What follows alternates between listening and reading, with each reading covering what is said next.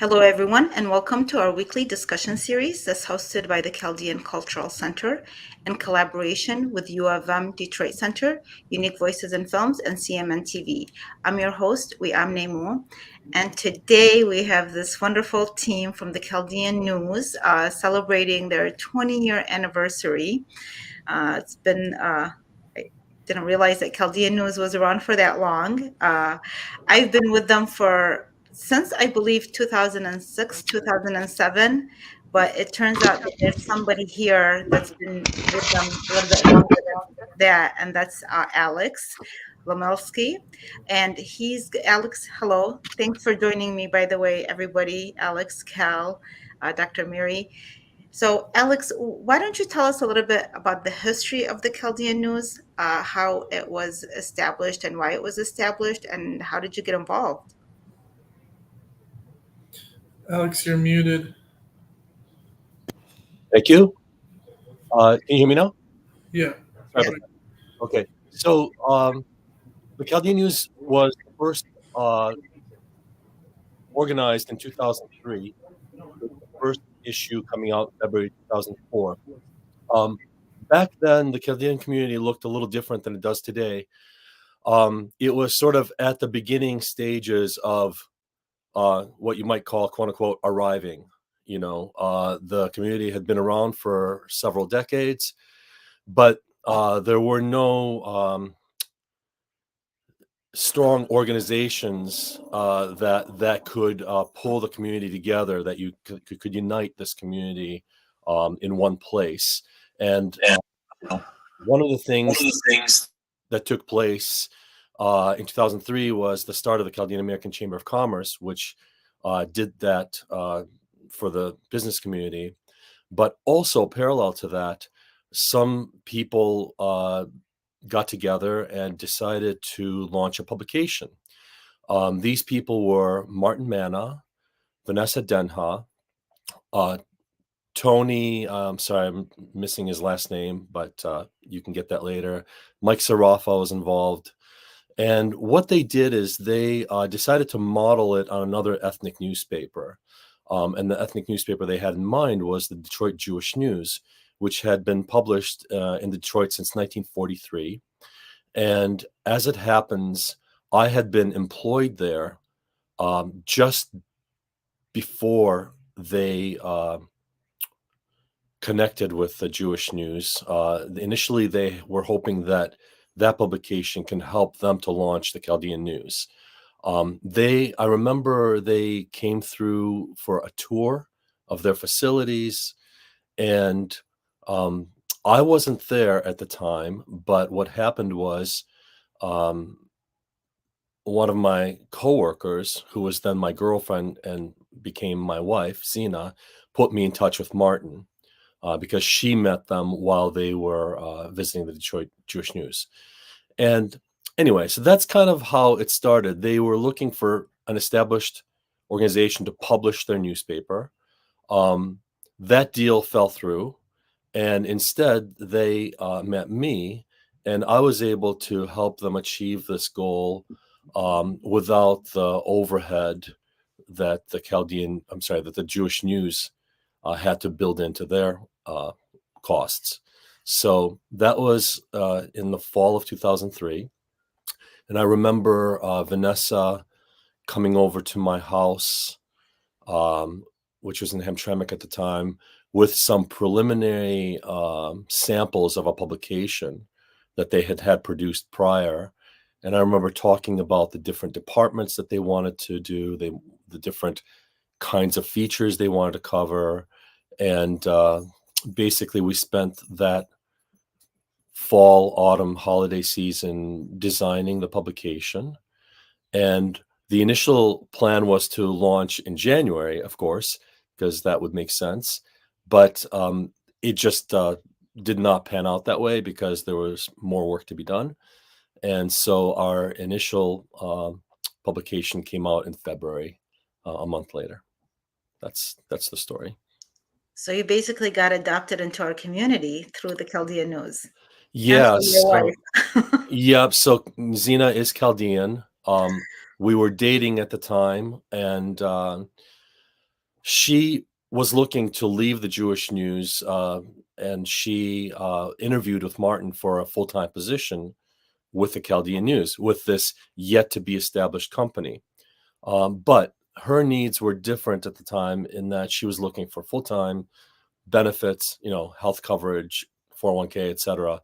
The Chaldean News wasn't really an established organization. It was a startup that existed only in the minds of the founders. So they were not in a position to take on a full-time staffer. And my story was actually that I was leaving full-time work, in an office, and I was interested in building up my clients for my new design studio. So I wasn't looking for a job, I was looking for a client, and this turned out to be a perfect fit. And I remember Zena telling me that at the end of that interview, she said, "You should call my boyfriend, Alex." And, Martin reached out to me, and here we are. Well, good thing that she did that. Obviously, they're happy with you and you're happy with them. The fact that you lasted this long. People say this all the time, we're family, etc. You hear, everyone says it in their annual organization meeting and whatever. But over the years, it really has come to feel like family for me. And by that, I mean, that involves everything that you would expect to happen in a family, including arguments and bickering and throwing staplers at each other in meetings and all that. No, not the staplers part. But that's all the fun stuff, though. Yeah, that's the fun stuff. No, but I mean, we're passionate about what we do. There are disagreements, and it's a process. But one thing I could say is that for me personally, it's important that whoever I work with, I am able to express what I actually think, not what I'm supposed to say because it's what they want to hear. Wow. And in this organization, I've always felt that I had that freedom, that it's always understood that whatever I say, and whatever my opinion, it's for the purpose of the same purpose that we all share, which is getting to the best story, the best result. It's not just to be difficult, that happens after the meeting. So. I really appreciate that feedback of your observation, because as a non-Chaldean, there was somebody else that I spoke to recently that works for the Chaldean Foundation, and she's been around there for just a couple of years. She came from another state, and she was sharing with me that when she was looking for a job, one of the reasons that she was attracted to working with the Chaldean Foundation is that when she met with the team, she said they just seemed so fun, and there was something, she didn't know anything about Chaldeans. She was from a different state, and she was willing to come and relocate, and it was based on the feeling that she got from connecting with them. So I'm kind of hearing the same thing from you, and it's true. It is, the atmosphere is like that. Sometimes we take it for granted as Chaldeans. We think like, well, this is how we are. But I think some other people that come in kind of recognize that they have that freedom to be themselves and to be honest with communicating. So, well, thank you so much for sharing all of that, Alex. And I think, who would you say is the next person in line that has been longest with the Chaldean News? I don't know if it's between Dr. Miri and Sarah. It is Sarah. Sarah. Ladies, Okay. yeah, ladies Sarah, first. Okay, you're next. So let us know how you got involved with the Chaldean News, and again, because you're not Chaldean, but you have. I'm not Chaldean. That's true. Yeah. I'm an honorary Chaldean. You're an honorary Chaldean, and you have a big job to do. So we really appreciate what you do at the Chaldean News, and I know that you're probably involved in other things associated with a Chaldean organization. So tell us how you got involved and what your experience has been. Okay, so actually I hired in with the Chaldean Chamber in 2018, and I was doing events for the chamber, and started doing some freelance writing, because writing is my passion and communications is my degree. So I started doing some freelance writing for the Chaldean News. And what I like to say is I got a field promotion in 2020 when COVID hit. Actually, the print day, we changed the cover story, changed the cover. Alex, you probably remember this. We were all working from home. as well. So it was very, it was a very quick shift, but I love it. I love the atmosphere here. As Alex said, we're all family. Martin likes to say we spend more time with each other than we actually do with our families, working an 8-hour day. So yeah, I've been the editor since 2020. I really enjoy this year.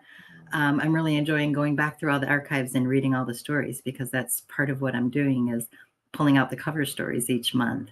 So it's been a real deep dive, a great education. And yeah, I look forward to celebrating our anniversary for the rest of the year. So Sarah, I'm curious, are you originally from Michigan, or are you from? Born and raised in Detroit. I came to the chamber from PBS. So I was at PBS for almost 10 years doing events for them. And they were looking for an event coordinator at the chamber. I knew Frank Jonah. He was on the board at PBS. So he kind of was my in here to the chamber. So how I ended up here. When I initially interviewed, I was asked if I knew anything about Chaldeans, and I said I knew that that Chaldeans came from Iraq. I knew that you spoke Aramaic, and knew that you were Catholic. That was about it. But apparently that was more than most people outside the community knew. I also have 8 siblings and was raised Roman Catholic. So when Martin found that out, he said, you're That's, pretty much Chaldean. Yeah. it's easier to understand us with that, right? For So sure. what are some of the things that you learned outside well, you did know a lot in comparison to other people, although especially in Michigan, more and more people are learning about us. But outside of the just normal that we're Christian, that we're Catholic, that we have large family members, we throw, these huge wild parties and Great a beautiful parties. cultural, great parties. Yeah. So outside of those basics, what are some of the things that you have found that really stood out and just, maybe surprised you even? Well, wasn't aware of how entrepreneurial the community is. I mean, finding out things like most, the majority own their own business, and that almost half of them own more than one business. One of the things that, just being part of the chamber and knowing the businesses that are part of the chamber, the side hustle that it seems like everybody's got something going on the side, which is inspiring, actually. I may write a book or something, just to be part of that entrepreneurial group. But that I didn't realize the differences in the church services too. I thought that they were more similar. So, the service is different. The baptisms are different, because, I was baptized as a baby. I didn't know what was going on. Things like that, confirmation, just the timing a little bit different. And then the whole history of the church, things like being converted by St. Thomas the Apostle. That's crazy to me. But that's how far back this faith goes in the community. Things like that. I just think it's a really impressive. I love how close the community is and how it's stayed close, even though you've got all of the pressures from the outside world to conform and to, become just like everybody else. But that's not happened in this community. So really happy to be a part of it. Nice observation. So that side hustle part, I used to think like I was kind of an oddball when it came to some of the things I did. So it was more like what I did might have been not as common, but having a side hustle is something that all the Chaldeans normally. I actually had to find that out myself, and it was liberating because I thought, oh, I'm not that abnormal as I thought. But also the observation that the Chaldeans did hold on to certain traditions that they found were in the long run very healthy for the community, that despite outside pressures and being stereotyped in certain ways, that I think our elders somehow deep down knew that this really is a strong foundation if we continue on certain beliefs. And I really think like this is the year you're celebrating 20 years, but I've noticed that in these celebrations, because the Chaldean Cultural Center celebrated its 20-year anniversary last year, and in observing and seeing what the community has accomplished throughout the time, you realize like, well, there were some traditions, some values that we held on that has really helped us along the way, and that even though inwardly we might have criticized them or questioned them, at the end of the day, it has served the community. And so we are grateful for whoever is kind of like, for our elders, really, our elders helped us do that, and their wisdom. I think they played a very strong role in that. And so, yeah, so these are all wonderful observations. Thank you, Sarah. And we'll talk later about some of the more difficult challenges, especially with trying to tell our story, and maybe that and you can share those. I know, like, even as a writer myself, there are some stories that are hard to address, and how do we navigate that through the community, or how are you guys trying to navigate that? And then we go now to Dr. Miri and Cal, and I don't know which one of you guys comes next as being the oldest with the Chaldean. I know the oldest person that's been with the serving the Chaldean community is Dr. Miri, because he's got so many degrees and he's been involved in I've seen him speak at so many events even before I met him, and I was very, very impressed by his knowledge and him going back and forth to Iraq so many times. But so who wants to share their involvement with the Chaldean news next? Since I'm the oldest member and also perhaps the boldest, I think I should go first. But yeah, if Cal permits me. We am, one of the letters that is repeated more than any other letter is the letter C. So the Chaldean news starts with C. I am Chaldean, of course. I'm Catholic. I'm Christian. I also happen to be a chemist, and all of these starts with the letter C. So the letter C has an impact on us. But, going back to the Chaldean news, my involvement, I was asked in 2018 by Martin to join the foundation. We were going through a transition. The foundation was growing, its base was expanding. And we were communicating to the community, especially on the east side of the town, in Sterling Heights, Warren, and the other suburbs. And we lacked a voice and a word, if I may say, and a publication. So we had a publication, which was just a few pages. It's an Arabic publication for the Chaldean Foundation. And they needed some language support. They needed some material support. So I came to join the foundation. And also we had some ongoing projects in Iraq. And because I have a base there and I communicate and I travel frequently, so that was the role I was supposed to play. But gradually, as things evolved, I was pulled to the Chaldean news to also write. I'm not a writer, I'm a scientist, but I love writing and I love sharing my knowledge when possible. And you write great stories, by the way. They're so informative. And as I have told you before, in my book Little Baghdad, I relied a lot on some of the articles I referenced that you had written. So we do appreciate your writing. Yeah, thank you. So that was the magnet. That's why I joined the Chaldean News. And as you know, we as an evolving community, we have multiple media sources to communicate with the community and also with our surrounding. And so we had a voice, but really we didn't have words. We didn't have a print.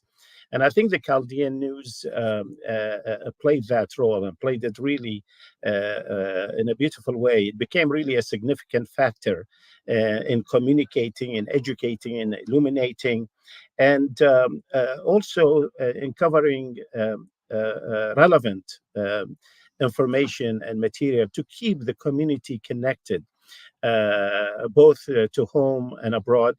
And And of course, it evolved. It became perhaps the largest and most comprehensive, I would say, publication in the United States, a continuous publication. We've had waves of different publications by different entrepreneurs, but at this structure, at this shape, this was really a very unique experience. The other thing is, the scope and size of the topics that we include are quite interesting. We also are digital now. We operate a website, which Cal and others supervise so beautifully. We also have evolved not only in what I call first class design, thanks to Alex, and editorial material, and thanks to Sarah for that. We have local columnists, we have cultural features. We always try to engage and involve young writers. Our mission is quite important, and really, I can only summarize it in one word. We try to be relevant and cover the community. We'd like to strengthen its present. We like to shape the future through articles, through education, through illumination.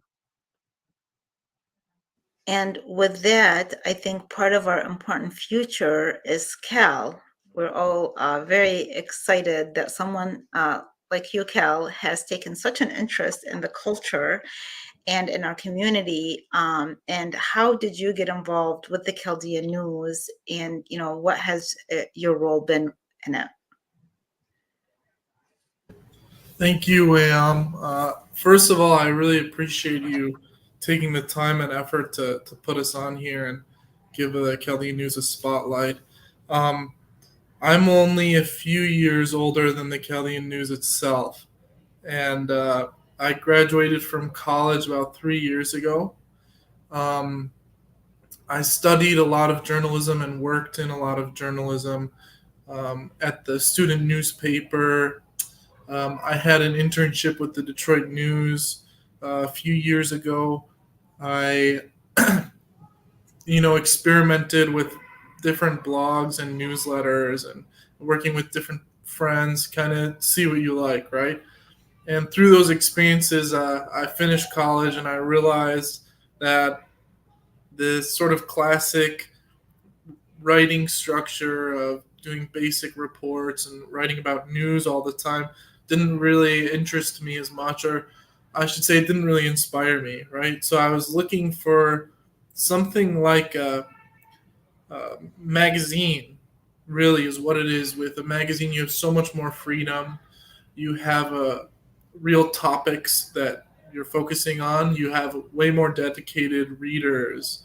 And you're not publishing just clickbait, right? You're really trying to build a community and build a brand. And the problem with that is they're not often hiring. So thankfully, the Chaldean News was looking for somebody to really bear down on the community and report really good stories, which is what I kind of fell into really enjoying during my college experiences, writing stories about people and about interesting things, not necessarily reporting the news. And the Chaldean News was really perfect for that. So when I joined here 2.5 years ago now, time flies when you're having fun, right? I started, investigating those stories, and it's a really cool experience to get to know my community in such an intimate way. I was born and raised here in Metro Detroit, and I didn't realize how far reaching the Chaldean community and their influence goes, and how deeply this culture really impacts us, and how we act on a daily basis, and how we treat other people, how we treat the community around us. And this paper really felt like it had a purpose besides just reporting the news. The magazine, like, it's to teach people about what Chaldeans are.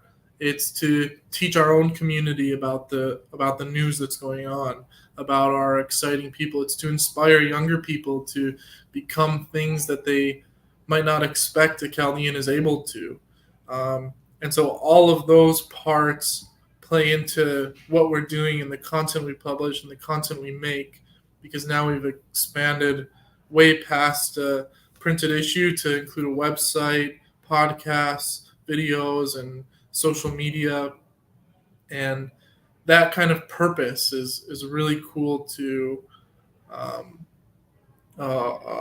just kind of bask in and enjoy, and debating those different things, like, are we here to uh, publish content that Chaldeans want to read, or are we here to teach them about things, or are we here to challenge their views and challenge how they act? All of these questions are really important, and I think we're addressing all of them in different ways too.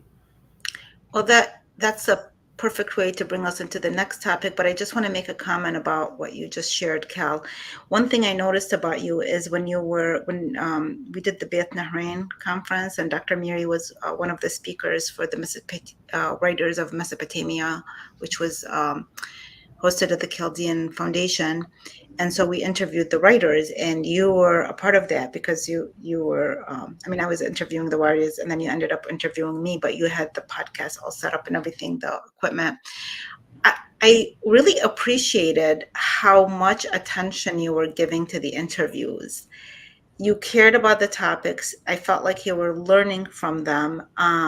Afterwards, we had discussions, and I really appreciated that. I think that you so belong in this because of all the reasons that you said, but I witnessed it, how interested you are in what all these really wise writers were sharing. I mean, Dr. Miri was there, Habib Hannona, other writers that you just, really just were soaking up the information that they were sharing and enjoying it. And so that does bring us to this topic, and you guys are free, whoever wants to answer some of these questions, is that how do you make these decisions? I know that the community, I've reached out to you guys a couple of times because I've been contributing to the Chaldean News, since, like I said, I don't remember if it was 2006, 2007, but it's been a long time that I contribute.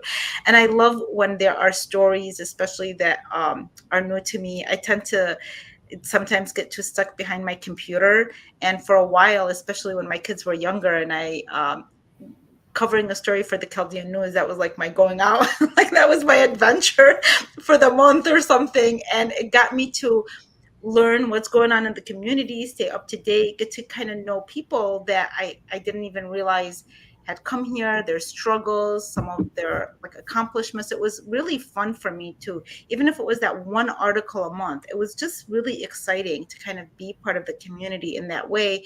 And I did feel like it was kind of a service as well. I had so many compliments from people saying, you really captured the essence of what I was telling you. You really captured the heart of the story. And so I just loved that kind of feedback. And then once in a while, I'll get these calls saying, you got to tell the Chaldean News, we want them to publish this and we don't want to publish it. And I said, well, I'm a contributor, but because, the Chaldean News has become family to me as well. And so I feel close enough to you guys just to say, hey, by the way, some people are wondering about this and are interested about why certain stories get covered and not. And I know a lot of people have no idea. This goes for any paper. I mean, the Chaldean News is not an exception. I'm sure that every single paper has to deal with that. But with the specific community as Chaldeans, how do you navigate through that? How challenging is it? And how do you make those kind of decisions? And where are you trying, what do you envision this going? Like the things that you might want to include that you currently there's maybe challenging to include. I don't know. I mean, I'm just kind of speaking from my own thoughts based on some people, what they've reached out to me and said, but you guys kind of tell me, what your challenges are. And I'm going to unmute everybody so you can. I'll take that, and then you guys could correct me where I missed the boat. But So one of the things that one of the challenges we have is that in an ideal world, I'd love to have 12 reporters on the ground in the Metro Detroit area, sniffing out great stories every day. We don't have that, but we're working toward it, one reporter at a time. But one of the reasons, just to answer your question, or the people who call you to answer their question, one of the reasons we may not cover a story is we may not be aware of it. So, a really good way to get a story covered would be to contact the editor. There's a contact form on the website, and to submit the idea. So we always welcome that, and we will look at any ideas that come in and consider them. I also want to go back to the point that Cal made about that friction between deciding what to publish. Do we want to publish what people want to hear? Do we want to teach them? Those challenges. I think the answer is all of the above, because it's got to be a mix. You can't bang people over the head with a thick book; they'll run away. But on the other hand, you can't keep giving them clickbait, because that doesn't serve anybody, and it's ethereal. It's here and gone. So I think that the role of the Chaldean News is to find, or our challenge rather, is to find that delicate balance between keeping an audience engaged in such a way that there are, let's just say, fun things in there for them to see, like people they may know, or perhaps themselves, because they are part of the community. So we need to reflect the community, but then also, I think, to inform them about some things that they may not be aware of. This is where Dr. Mary's pieces come in, because there are literally thousands of years of history that can be drawn upon, and in everyday life, people often don't have time to to read their history books after work. But in the Chaldean News, I would say this is probably one of the only sources Chaldeans can find actual history in small bits every month about their heritage. There aren't too many books published on this topic. There are some, but there aren't a great number. But in the Chaldean News, every month you can find something about the heritage of this community, not only in Detroit and Michigan, but going back. So it's a delicate balance. One other thing I'll add that I think is important to keep in mind is, as the publication evolves, I noticed this actually probably right around 10 years ago.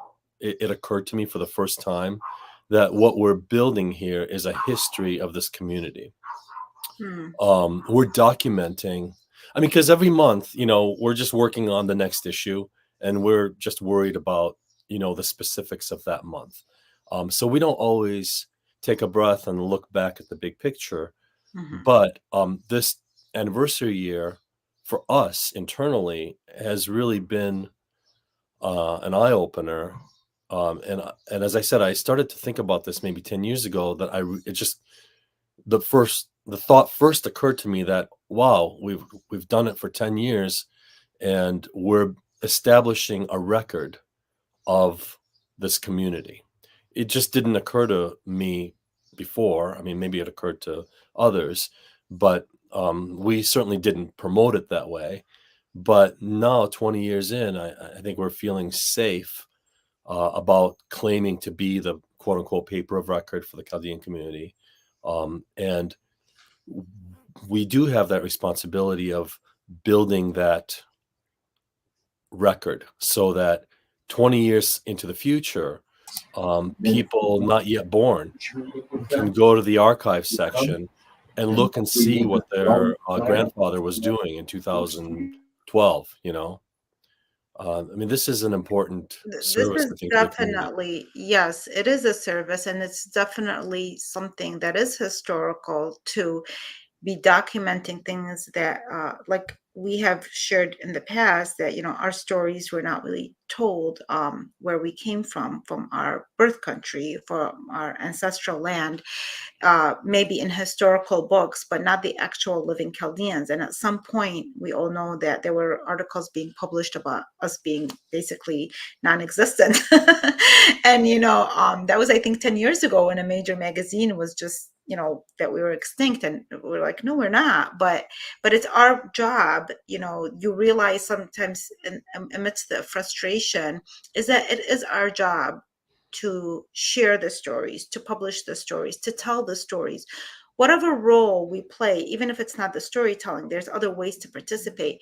So would you say, if somebody else, I don't know, like if Sarah, you want to speak on that, regarding people reaching out, they'll reach out to me, and I've said, you can really just reach out. Is it easier than people think, reaching out to the Chaldean News?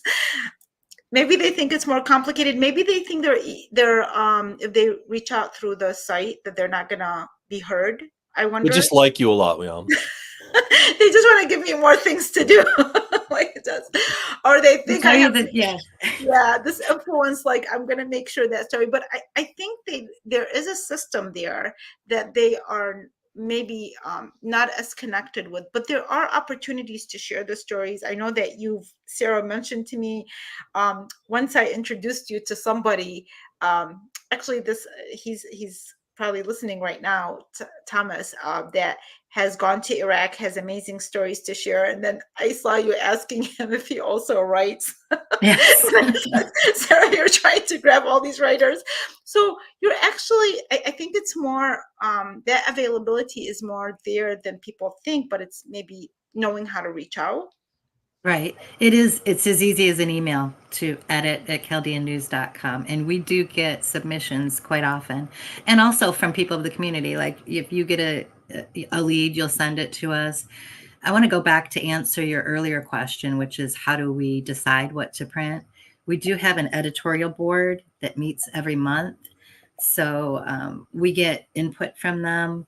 There are people who actually monitor social media and tell us what people are talking about in the community. So, and then our publisher, of course, has a big say in what we publish. But, we're learning now that we have a broader audience than we thought, that we've got people in Iraq who are reading the paper. We know that people in San Diego, that community is reading this paper too. And actually, Cal's getting ready to write a story about that community and maybe educate the community here about the community in California, because it's a smaller community, but they're using this community here as a model of how to build out their community. So I think that I think it's important that we're not insular, that we do look at what's going on in the rest of the world. We have a section called Iraq Today, where we talk about what's going on in Iraq.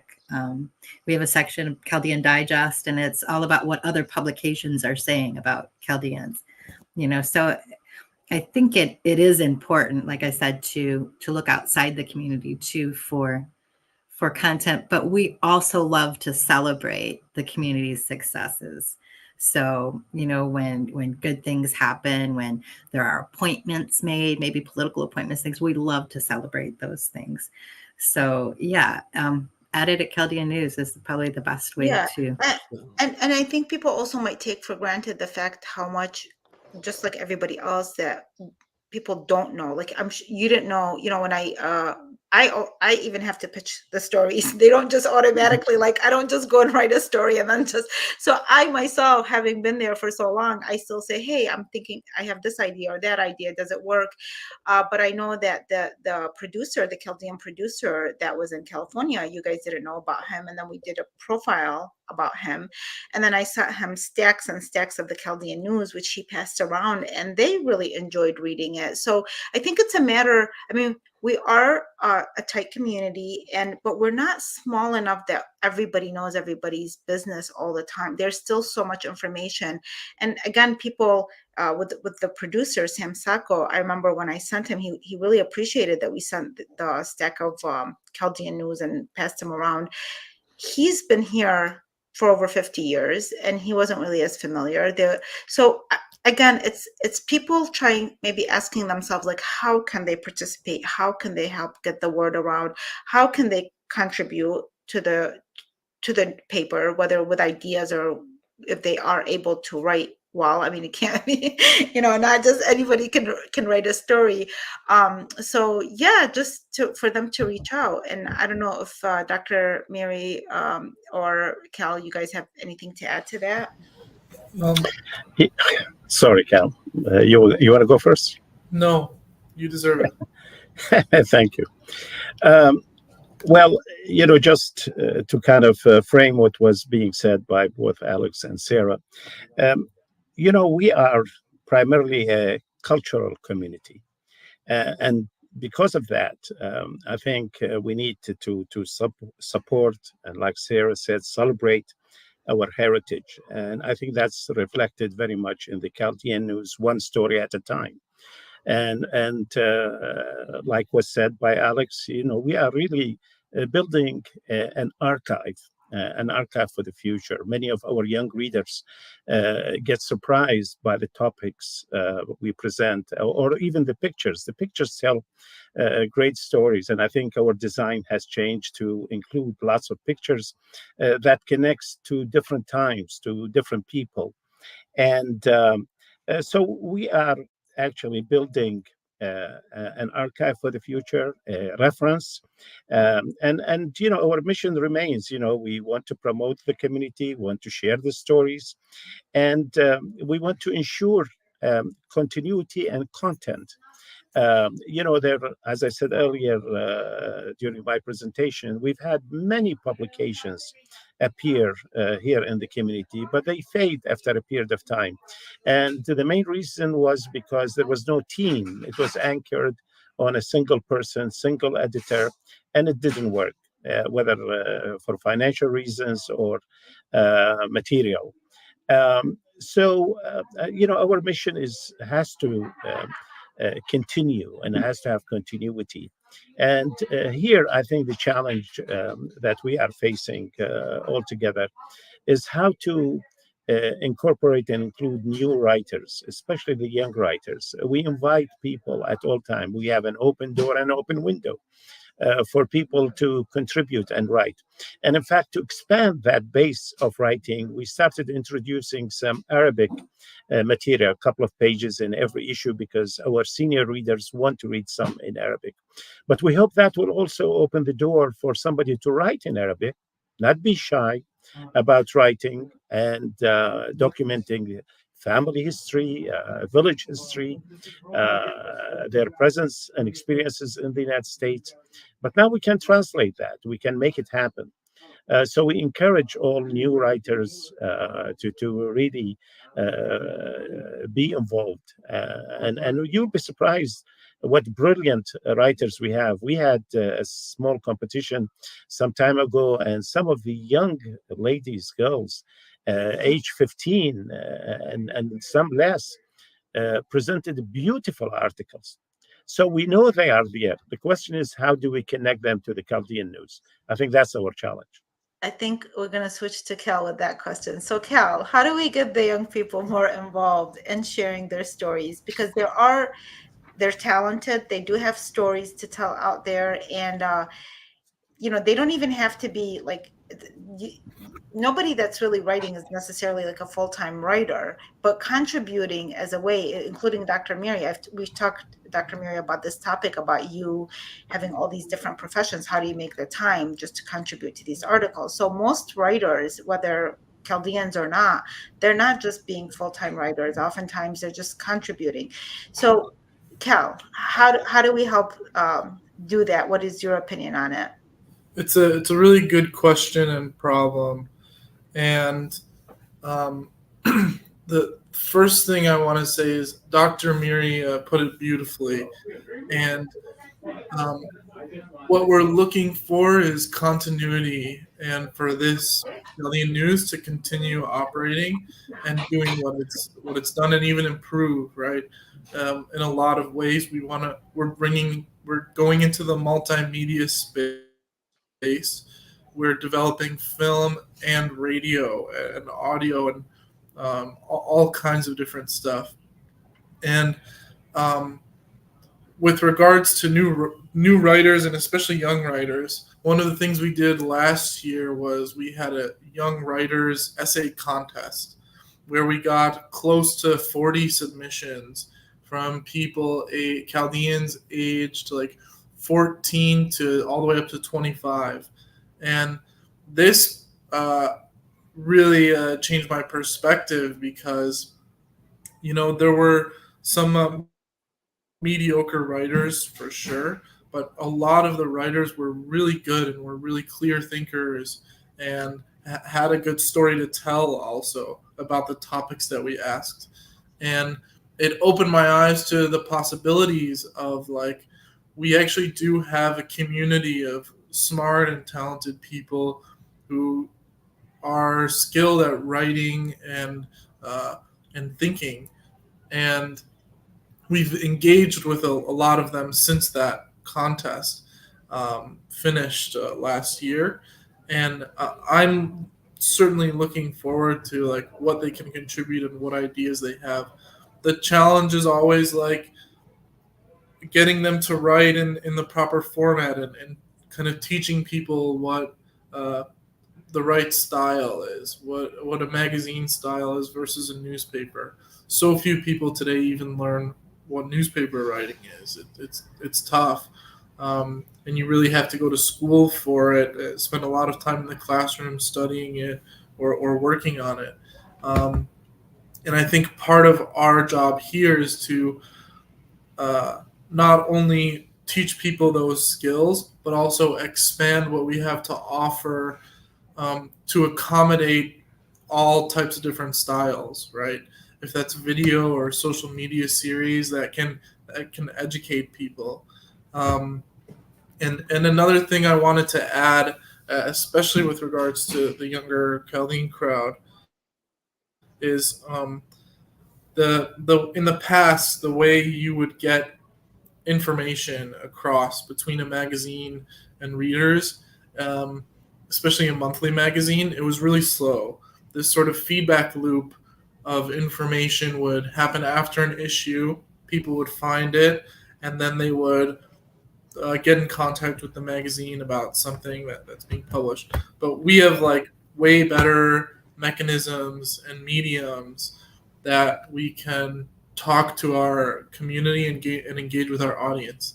Like social media is such a great way to engage with the Chaldean news, commenting about it, sending it to people, talking to people about the stories we publish is like that's engaging with the news and with what we're offering and with the community in the end. And so even small steps like that, getting in touch with one of us and developing a relationship, learning more about it, all of those are really valuable and ways that we can get involved and engage young people too. So, what I really like about this is that people are having a chance to see the faces behind the desks that they reach out to. And, from seeing you guys, and you guys are like that in real life, but you're decent people.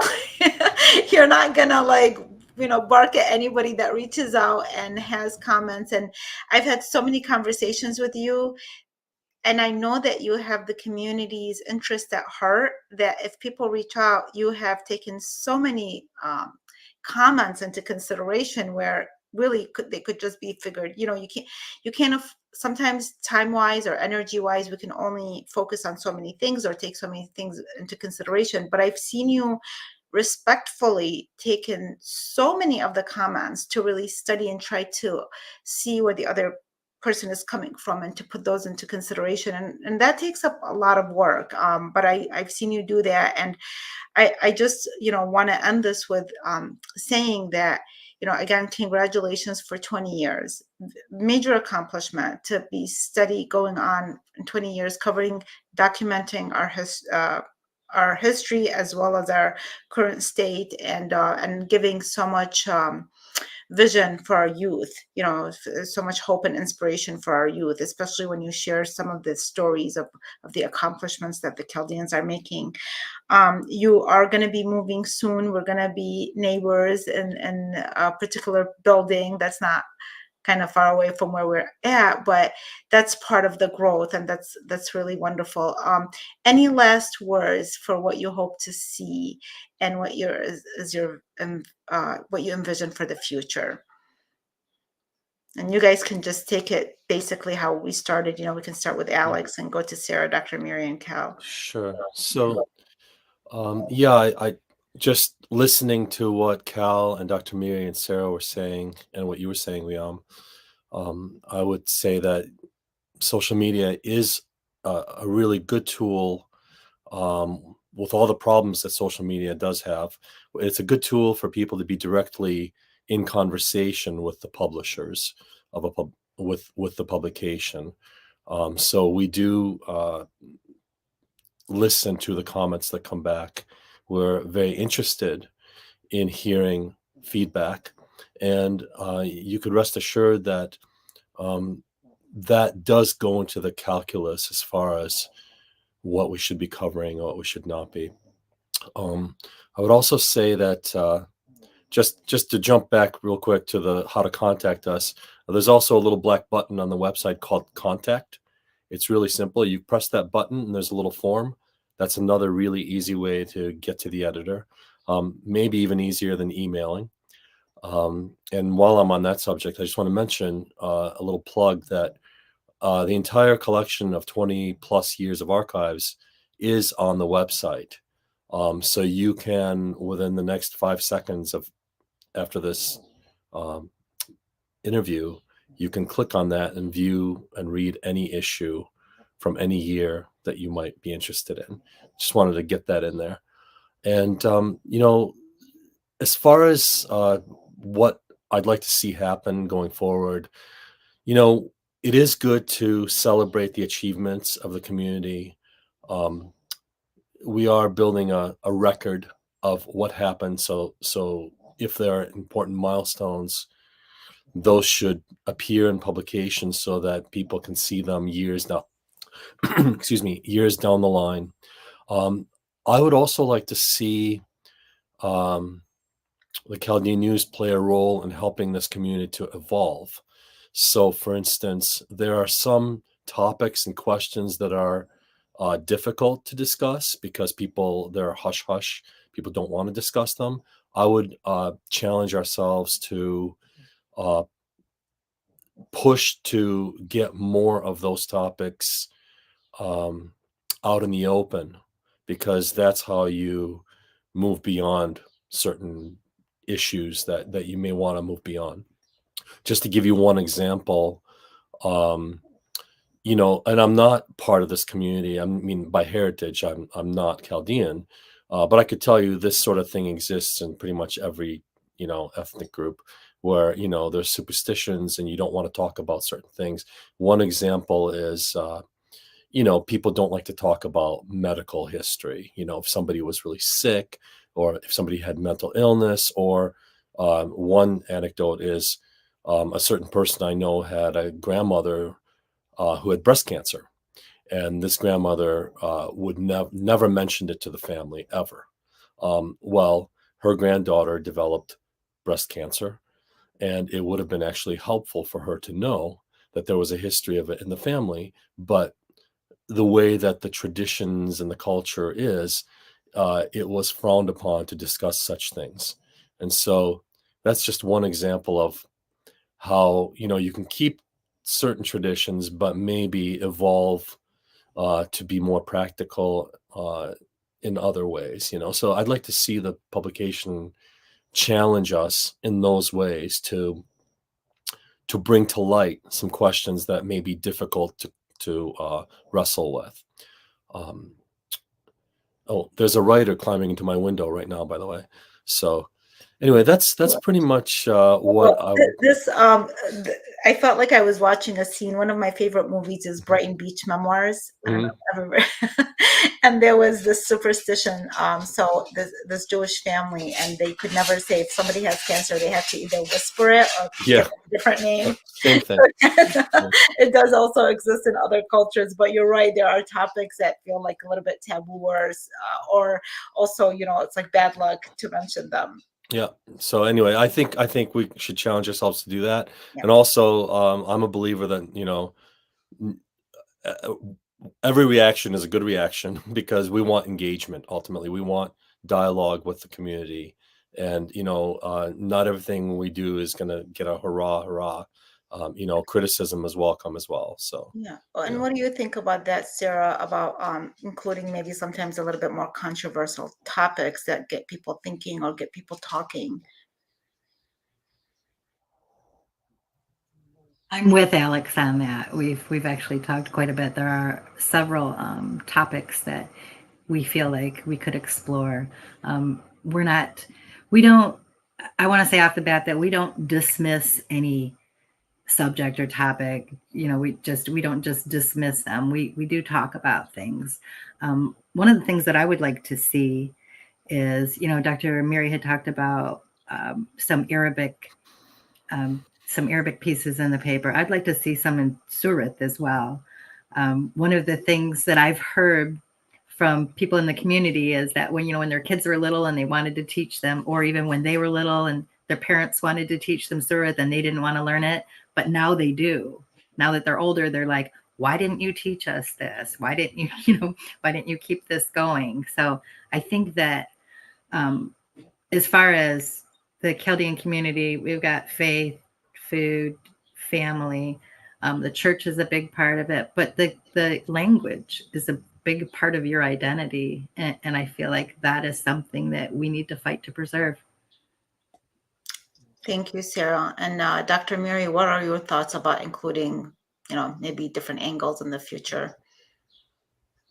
Well, we like everyone said, we have an open mind, open door, open window, open pages to different thoughts. We are very, I would say, very objective in what we present. Very neutral in what we present. So I think we can build on that. But just to give you a final thought, the Chaldean news, like many other perhaps successful media models. Really, it's our fingerprint, the fingerprint of this generation. So, as we celebrate our successes, despite the challenges of the last 20 years, which were obviously very wonderful, I really want to see us in the next 20 years. Where are we going to be? How is that journey going to impact us and impact the community? And I think, I like always look to the future. Yes, we celebrate the past. We're proud of our past. We have been documenting the last 100 years of our presence, both in the old country, Iraq, and here in the United States. And it's an ongoing story. This is not going to stop. But I really want to see us again gathered, perhaps here, maybe without me, in the next 20 years and celebrate the future, celebrate our contributions, because we have a role and we have a responsibility to deliver that to the next generation. This is my vision. This is what I'd like to see. Thank you. And thank you, Liam, for hosting us, by the way. This was wonderful. Thank you. I loved it. I mean, I do see you guys here and there in places, but I'm so happy that we're here all together, and hopefully next time we'll be in person. I always love your company, guys. So, and Thanks, then Liam. thank you. And then we'll go to Cal, and how can we get to that phase where we can kind of share or widen our story scope? Well, I think we're all in agreement that we want to hear different perspectives, and we want different types of Chaldeans to contribute. One of the problems that we often run into is because of our ownership as the Chaldean Foundation or a division of the foundation, some of our stories, like, it gets kind of political, right? And people interpret sometimes the Chaldean news as being like the media arm of the Chaldean Foundation, but we're really trying to publish stories that are good for the community, um, and that people want to read and that are interesting and help preserve like what's going on here and Yeah. what we are in reality. Um, And I'll end with something that you actually taught me when we talked a couple months ago about the cultural center and that history. Um, which is you told me about. I mean, basically, you appeal to the Chaldean community, and I'll do the same here to engage with our culture more. Um, you told me about this story one time. You were in Italy, and you saw the Colosseum, and all of these Italians were walking past it as if it was nothing to see. And your point was so good. What you said is sometimes if it's so obvious, we can neglect. It's easy to neglect what we have, but we have a really strong cultural aspect in the Chaldean community. Thankfully, we're doing well in our new home in America, and uh, it would be a huge mistake to let our culture and identity slip and to not focus on it. And I can never, I've never thought of or imagined a time where engaging with my community afterward felt like it was a waste of time or I didn't learn something. It's really like the deeper you go, the richer it gets, and you won't be disappointed. Thank you. That is so beautiful. And, and thank you for remembering that. That was the case actually in any place I went, in Greece, the Acropolis, people would just pass it by and I'm looking and I'm like, so in awe of this and that. And they're just thinking, oh, whatever. But and I think the reason I mentioned also that to you is because we do have such a rich history that dates back prior to Christianity. And that history was, there was so many attempts to destroy it because it's so important. If it wasn't so important, there wouldn't be so much attempt to destroy it. And if it wasn't such a blessing that we were able to continue it. So we have to honor this blessing. In my opinion, the way you honor something and how our ancestors honored things is by doing, not just by praying. Prayer was part of their rituals, but it was more about doing something to honor what we're trying to preserve, what we're trying to do. And I think honoring means learning about that culture, learning about that history and sharing it. And this is part of that whole process, is you guys being here, sharing your stories, sharing so much wonderful information about the Chaldean news. Thank you so much for your time. I know you guys are all super busy with deadlines constantly. May I just add one last thing? Yes, sorry, do. I see a note here that's a reminder. Just a shameless plug. I should have mentioned this earlier. We do have a new mobile app that is available for download at no charge. Now, I would encourage and challenge everybody watching this interview to install it on your phone, and you can engage with us that way. I should have mentioned it earlier. I apologize. Yes, and do engage, and that's the way that it stirs up feelings for what you're trying to do. Like you starting to work with the Chaldean news, anybody contributing a story, anybody even reading the Chaldean news. That is a way to engage, and that's just that's all somebody needs to do. Really, it's not even like hard to do something very hard or very complicated or anything like that. So and send money. And yeah, subscribe. By the way, subscribe to the Chaldean. Of course. Yes. Well, thank you guys again, and next time we'll do this in person. Okay, we'll do it at the new TV. Thanks so much, Riam. Thank you, everybody. Thanks, everybody. Thank you, everybody, for watching. Bye bye. Take care. Bye bye.